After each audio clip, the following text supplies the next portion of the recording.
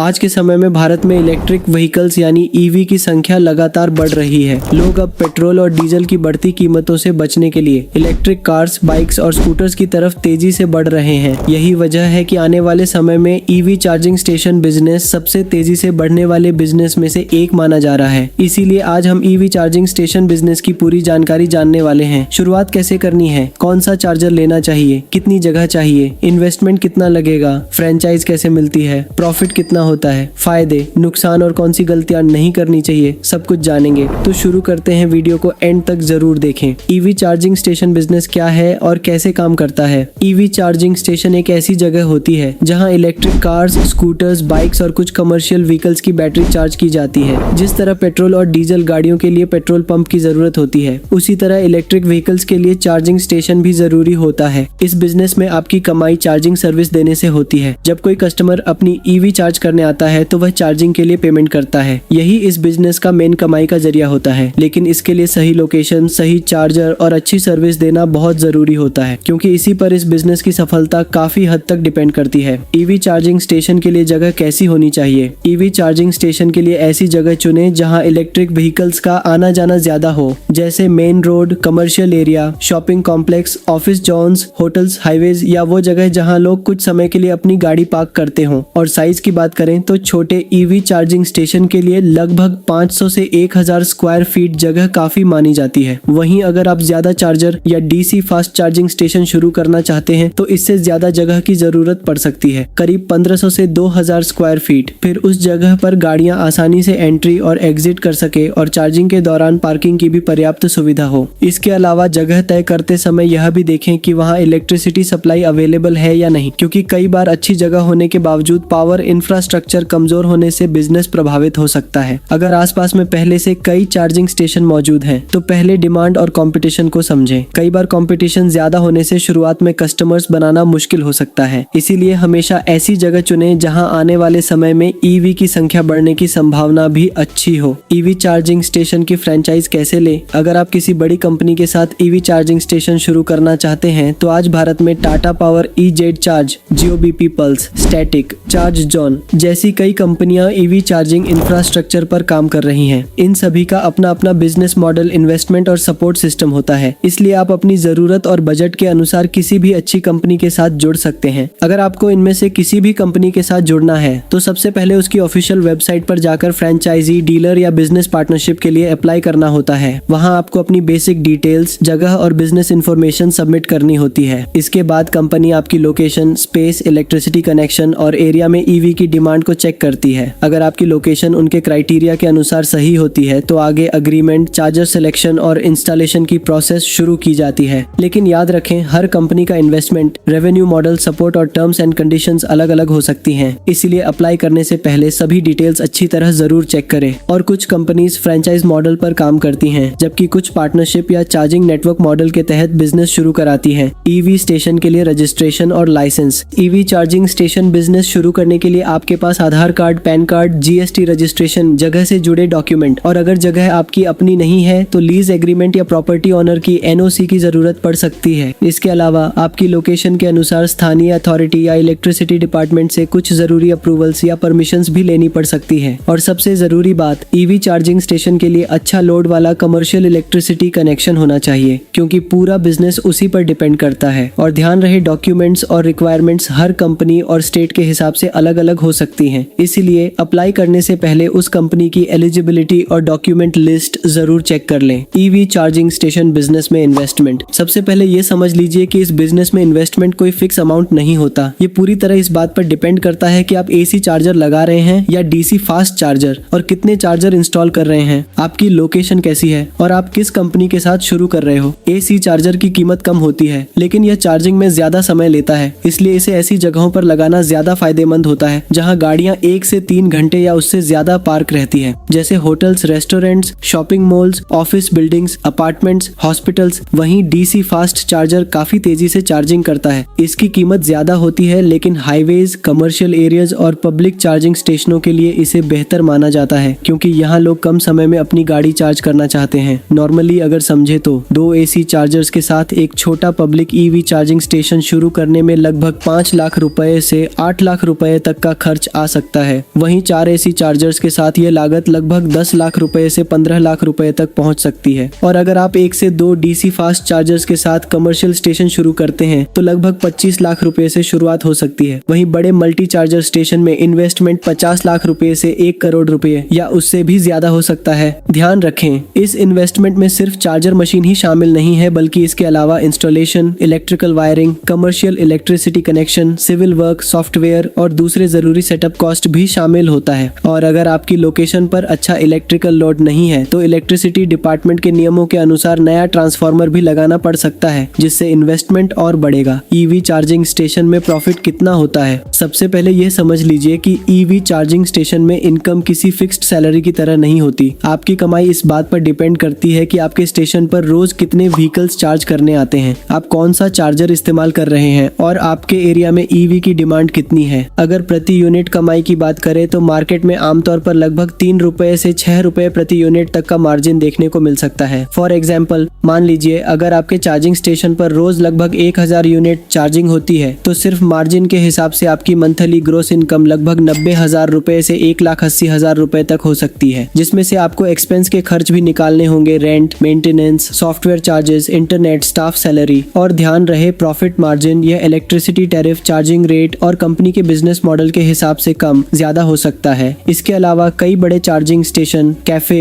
T point या convenience store जैसी सुविधाएं भी रखते हैं, जिससे चार्जिंग के अलावा भी एक्स्ट्रा इनकम की जा सकती है। अगर आपके स्टेशन पर रोज रोज ठीक ठाक व्हीकल्स चार्ज करने आते हैं तो यह बिजनेस लंबे समय में अच्छा रिटर्न दे सकता है, लेकिन शुरुआत के कुछ महीनों में कस्टमर्स बनने में समय लग सकता है। इसलिए इस बिजनेस में पेशेंस और लॉन्ग टर्म प्लानिंग दोनों जरूरी हैं। शुरू करने से पहले ये गलतियां कभी न करें। बहुत से लोग ईवी चार्जिंग बिजनेस में जल्दबाजी में इन्वेस्टमेंट कर देते हैं और बाद में नुकसान उठाना पड़ता है। इसलिए शुरुआत करने से पहले कुछ बातों का जरूर ध्यान रखें। सबसे पहली गलती है बिना डिमांड देखे लोकेशन चुन लेना। अगर आपके एरिया में इलेक्ट्रिक व्हीकल्स बहुत कम हैं तो कस्टमर्स भी कम मिलेंगे। दूसरी गलती है सिर्फ कम इन्वेस्टमेंट देखकर किसी भी कंपनी के साथ पार्टनरशिप कर लेना। पहले कंपनी का बिजनेस मॉडल, सपोर्ट और मार्केट रेपुटेशन जरूर चेक करें। तीसरी गलती है इलेक्ट्रिसिटी लोड और इंफ्रास्ट्रक्चर को नजरअंदाज करना। अगर सही पावर नहीं होगा तो चार्जिंग स्पीड और कस्टमर एक्सपीरियंस दोनों प्रभावित होंगे। इसके अलावा बिजनेस शुरू करने से पहले कंपटीशन भी जरूर चेक करें। अगर आसपास पहले से कई चार्जिंग स्टेशंस हैं तो पहले मार्केट को समझना जरूरी है। और सबसे जरूरी बात, बिना प्रॉपर प्लानिंग के बड़ी इन्वेस्टमेंट कभी न करें। पहले मार्केट रिसर्च करें, फिर बजट बनाएं और उसके बाद ही बिजनेस शुरू करें। ईवी चार्जिंग बिजनेस के फायदे और नुकसान। फायदे, पहला, भारत में इलेक्ट्रिक व्हीकल्स की संख्या लगातार बढ़ रही है, इसलिए आने वाले समय में चार्जिंग स्टेशनों की डिमांड भी बढ़ने के चांसेस है। दूसरा, ईवी चार्जिंग बिजनेस में बार बार कस्टमर्स मिलने की चांसेस रहते हैं, क्योंकि इलेक्ट्रिक व्हीकल्स को रेगुलर चार्जिंग की जरूरत होती है। तीसरा, इस बिजनेस को फ्यूचर ओरिएंटेड बिजनेस माना जाता है, क्योंकि आने वाले सालों में ईवी इंडस्ट्री तेजी से बढ़ने की उम्मीद है। नुकसान, पहला, शुरुआत में इन्वेस्टमेंट काफी ज्यादा हो सकता है, खासकर अगर आप डीसी फास्ट चार्जर्स के साथ कमर्शियल स्टेशन शुरू कर रहे हैं। दूसरा, प्रॉफिट पूरी तरह लोकेशन और चार्जिंग डिमांड पर डिपेंड करता है। अगर कस्टमर्स कम आए तो रिटर्न मिलने में समय लग सकता है। तीसरा, टेक्नोलॉजी तेजी से बदल रही है, इसीलिए भविष्य में नए स्टैंडर्ड्स और अपग्रेड्स के अनुसार आपको इक्विपमेंट अपडेट भी करना पड़ सकता है। दोस्तों, अगर आपको हमारी आज की यह ईवी चार्जिंग स्टेशन बिजनेस की वीडियो पसंद आई है तो आप इस वीडियो को लाइक और चैनल को सब्सक्राइब जरूर करें। साथ ही में अगर आपको इस बिजनेस से जुड़े कोई सवाल है तो आप कमेंट में पूछ सकते हो। और वीडियो कैसी लगी ये कमेंट में जरूर बताइए। ऐसे ही और भी अच्छे अच्छे बिजनेस आइडियाज पर वीडियो आने वाली है।